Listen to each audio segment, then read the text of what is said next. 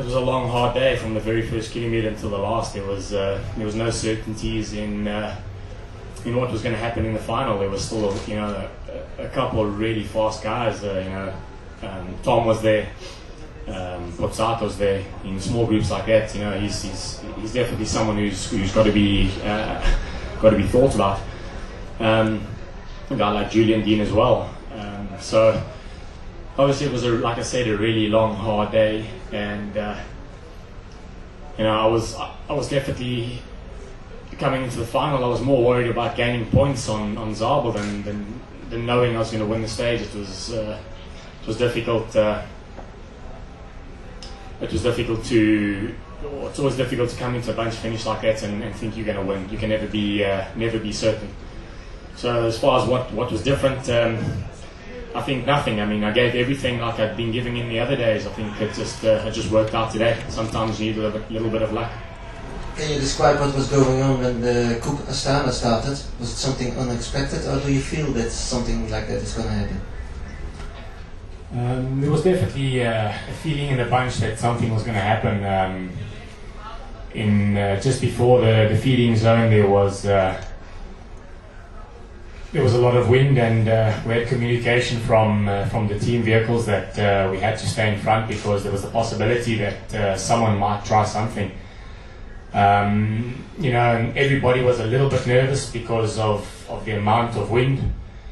And then, 2-3 kilometers after the feeding zone, we saw the Astana guys all together on the left-hand side of the road, and there was talk about in the bunch that somebody was going to try something, and in the end it was the Astana guys, and I don't think it was a super surprise, but it obviously surprised some people because there were some people who left at the back of the race. So, could you talk about coming here with a wildcard team that barely got in?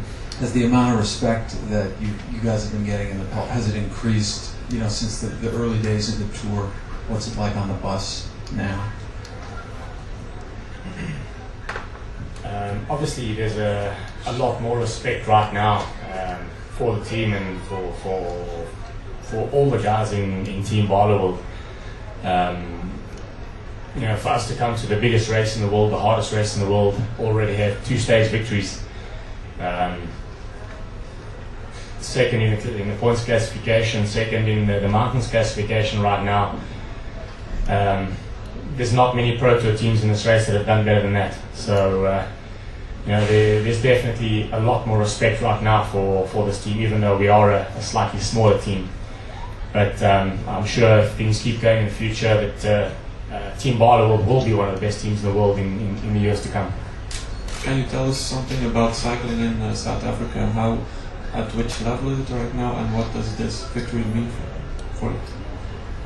Cycling in South Africa is it's a really big sport on an amateur level.